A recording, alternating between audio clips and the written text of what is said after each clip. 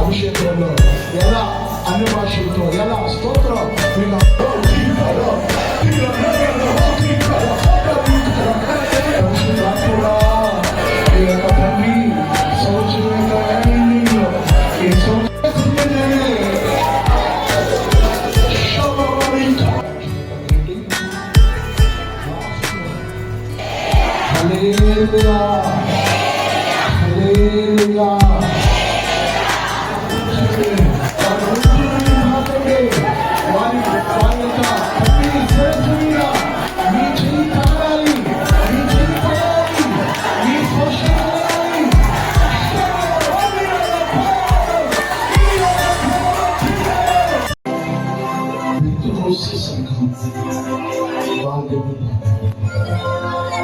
నూతన సంవత్సర శుభాకాంక్షలు 2026 శోధన టెంప్టేషన్ ప్రకటన గ్రంథం 3:10 రాబో శోధన కాలంలో నేను నిన్ను కాపాడుతున్నాను. ప్రభువునందు ప్రియమైనవారులారా, మహనీయుడు మహిమాన్వితుడైన యేసుక్రీస్తు యొక్క దివ్య నామమునందు మీ అందరికీ నూతన సంవత్సర శుభాకాంక్షలు.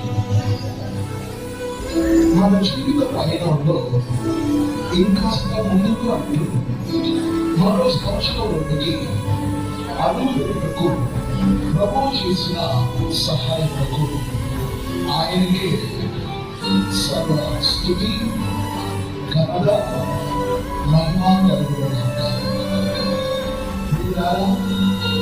ఈ లోకంలో మామూలు జీవితం అనేది కొందరికి మూలపాటగాను, మరి కొందరికి ముళ్ళపాటగా ఉండవచ్చు. కానీ వేరే వేరే పాటలు ఎలా ఉన్నదో ఈ బాధలు అంతం ఎక్కడికి నడిపించుచున్నదన్నది చాలా ప్రాముఖ్యమైన విషయం. ఈ లోకంలో క్రైస్తవ జీవితం అన్నది పూలపాట కాదు, అది ఒక ముళ్ళపాట లాంటిది. ఈ ఆత్మీయ ప్రయాణంలో పయనిస్తున్న మనం వెనుకున్నవి మరిచి ముందున్న వాటి వరకు వేగిర పడవలను. విశ్వాస యాత్రలో ముందుకు పయనిస్తున్న మనం గమ్యం చేరుటకు ప్రయాసపడము. మనకు అడ్డులు, ఆటంకాలు, ఆపదలు, అపాయాలు అరుదు కాదు, తరచుగా వస్తుంటాయి. మనం ప్రవేశించి పయనిస్తున్న ఈ నూతన సంవత్సరం ఇంతకు ముందు చూచినది కాదు, అనుభవించినది అంతకంటే కాదు. ఇంతకు ముందు మనం ఈ దారిలో వెళ్ళలేదు, కానీ మన ప్రభు అయిన యేసుక్రీస్తు వెళ్ళారు. మనకైతే ఈ దారి తెలియదు, కానీ ఆయనకైతే వ్యక్తిగతమైన అనుభవం మూలంగా దారి అంతా బాగా తెలుసు. కాళ్ళను లాగివేసే పళ్ళాలు, ఎదురు దెబ్బలు, వీచే పెనుగాలులు, సుడిగుండాలు, నీడ అనేది లేకుండా మైళ్ళ తరబడి ఎండల్లో మనం అలసిపోయే ఎడారి దారులు, దానికి అడ్డంగా సుడులు, తిరుగుతున్న ఉరుగులు, తీసే ప్రవాహాలు, అన్నిటి మధ్య యేసు ప్రభు అంతకు ముందే నడిచారు. ఈ దారి, ఈ ప్రయాణంలో ఆయన శోధింపబడిన వాడై శోధింపబడుచున్న మనకు మార్గదర్శిగా నిలిచాడు. సాధారణంగా మనుషులకు కలుగు శోధన తప్ప మరి ఏది నీకు సంభవింపలేదు. దేవుడు నమ్మదగిన వాడు. మీరు సహింపదగినంత కంటే ఎక్కువగా ఆయన మిమ్మల్ని శోధింపగలడు.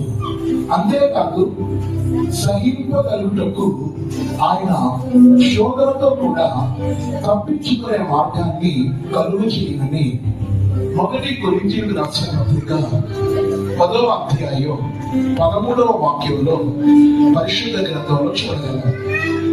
ఒక దేవుని బిడ్డ యొక్క జీవితంలో 3 విధములైనటువంటి శోధనలు కలిగినట్లు మనం గమనించగలం. 1, అర్థం కాని శోధనలు. 2, ఊహించని శోధనలు. 3, భరించరాని శోధనలు. అందులో 1, అర్థం కాని శోధనలు. అబ్రహాము జీవితంలో ఏర్పడిన శోధన అర్థం కాని శోధన. ఆదికాండం 22 మొదటి వాక్యంలో ఉంది. 2, ఊహించని శోధన. నయోమి జీవితంలో ఏర్పడిన శోధన ఊహించరాని శోధన. ఋతు గ్రంథం 2:20. 3, భరింపరాని శోధనలు. యోగ జీవితంలో ఏర్పడిన శోధన భరింపరాని శోధన. యోగ గ్రంథం 2వ అధ్యాయం 7వ వాక్యం. ఆత్మీయ దేవుని పిల్లలమైన మనం ఈ సంవత్సరంలో 3 విధమైన శోధనలను ఎదుర్కొనవలసి ఉంది. 1, విశ్వాస శోధన. 2, మనుషుల వల్ల కలిగే శోధన. 3, సాతాను వల్ల కలిగే శోధన. అందులో బైబిల్లో 1 పేతురు 1:7 ప్రకారంగా విశ్వాస శోధన గురించి రాయబడి ఉంది. మన ఆత్మీయత తగినట్లు, మన ఆత్మీయతకు తగిన విధంగా కొన్నిసార్లు ఈ విశ్వాస శోధన దేవుడు మనకు అనుమతిస్తూ ఉంటాడు. యోగ జీవితంలో ఈ విశ్వాస శోధనను దేవుడు అతనికి అనుమతించాడు. 2, మనుషుల వల్ల కలిగే శోధన. కీర్తనలు 66:12 ప్రకారంగా మనం యథార్థమైన జీవితం మూలంగా దేవునితో సద్భక్తిగా బ్రతుకును ఉద్దేశించేటప్పుడు మూలంగా మనుషుల వల్ల కలిగే శోధనలు గురి అవుతాం. 3, సాతాను వల్ల కలిగే శోధన. 1 పేతురు 5:8 వాక్యం ప్రకారంగా మన భక్తిగల జీవితం చేయడానికి మూలంగా దేవుని వాక్యం భక్తి శ్రద్ధలతో చేసే సమయంలో సాతానుడు కోపం వచ్చి మనలను శోధనలకు గురి చేస్తాడు. దేవుడు మన శోధన వేళలో, పరీక్షల సమయంలో మనం దారి తప్పిపోకుండా గురి చూచి ఈ పరుగు పద్యంలో ఓపికతో పరిగెత్తుటకు ప్రభు తన కను దృష్టి మన మీద కేంద్రీకరించి మనకు ఆలోచన చెప్పి మనలను నడిపించుదురు.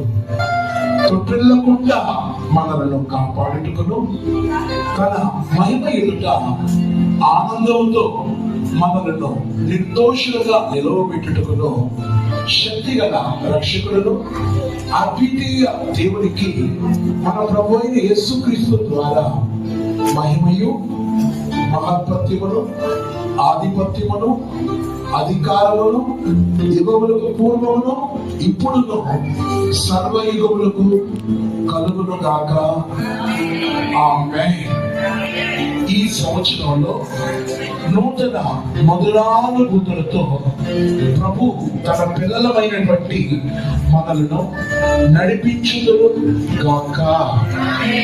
చెప్పండి ఆమేన్. ఆమేన్. మనకు దయాకిరీటంగా ఈ సంవత్సరాన్ని ఇచ్చినందుకు